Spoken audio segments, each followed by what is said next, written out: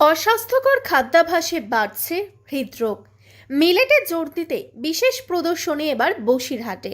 Polio, কলেরার মতো মহামারীও বেশ কিছু ছোঁয়াচে রোগ আজ প্রায় নির্মূল হলেও বর্তমানে বেড়েই চলেছে ডায়াবেটিস, রক্তচাপ সহ নানাবিধ রোগ। সময়ের সাথে সাথে বদলেছে খাদ্যাভ্যাস, আর খাদ্যাভ্যাস বদলের সাথে সাথে বদলেছে রোগের ধরনও।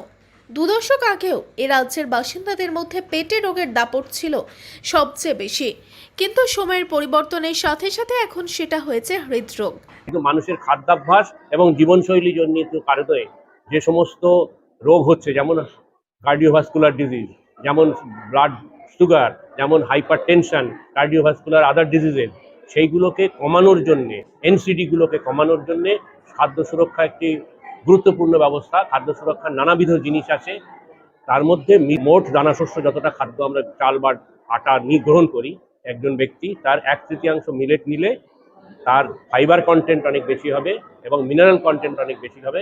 তার ফলে সামগ্রিক স্বাস্থ্য ভালো থাকবে। দেখা যাচ্ছে বর্তমানে মৃত্যুর প্রধান কারণ হৃদরোগ, স্ট্রোক, ক্যান্সার, রেসপিরেটরি ইনফেকশন বা শ্বাসযন্ত্রের সংক্রমণ। পশ্চিমা বিশ্ব থেকে শুরু করে রাজ্যে হৃদরোগের অন্যতম কারণ স্বাস্থ্যকর খাবার না খাওয়া, অতিরিক্ত তেল জাতীয় এবং আটা ময়দার খাবার হৃদযন্ত্রের সমস্যা ডেকে আনে।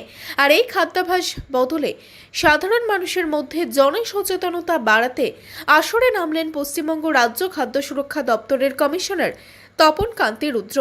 স্বাস্থ্য সুরক্ষা দপ্তর ও বসিরহাট স্বাস্থ্য জেলার উদ্যোগে আঁশযুক্ত খাবার মিলেট নিয়ে সাধারণ মানুষজনের আগ্রহ বাড়াতে বসিরহাটে শুরু হলো মিলেট খাদ্যশস্য প্রদর্শনী।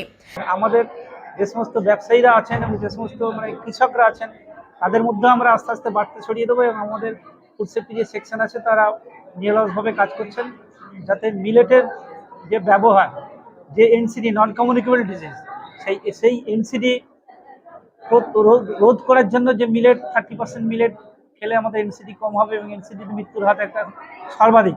জোয়ার, বাজরা এবং রাগি সহ কয়েকটি ক্ষুদ্র দানাশস্যকে একত্রে মিলেট বলা হয়। এই খাদ্যশস্যের গুণাগুণ সাধারণ মানুষজনের কাছে তুলে ধরতে এই মিলেট মেলার আয়োজন করা হয়। মিলেট প্রোটিন, ফাইবার এবং অ্যান্টিঅক্সিডেন্টের ভাণ্ডার। ডায়াবেটিস আক্রান্ত রোগীরাও এই মিলেটকে খাদ্য হিসেবে গ্রহণ করলে ভালো ফল মেলে। বসিরহাট স্বাস্থ্য জেলা হাসপাতালে এই মিলেট মেলায় জোয়ার, বাজরা, রাগি ও আঁশযুক্ত খাবারের দৈনন্দিন জীবনে কিভাবে ব্যবহার করা যাবে তা প্রদর্শনীর মাধ্যমে দেখানো হয়, যা দেখতে সেখানে স্থানীয় বাসিন্দারা ভিড় জমান। এই অনুষ্ঠানে উপস্থিত ছিলেন বসিরহাট স্বাস্থ্য জেলার মুখ্য স্বাস্থ্য আধিকারিক ডক্টর রবিউল ইসলাম গাইন।